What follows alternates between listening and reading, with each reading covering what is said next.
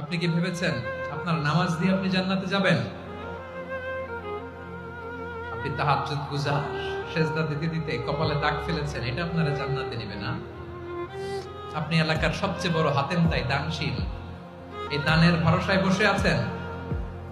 Question কালো আমাদের নামাজ, আমাদের রোজা, আমাদের ইবাদত, এগুলোকে মিজানের পাল্লায় উঠালে কোনো ওজনই হবে না।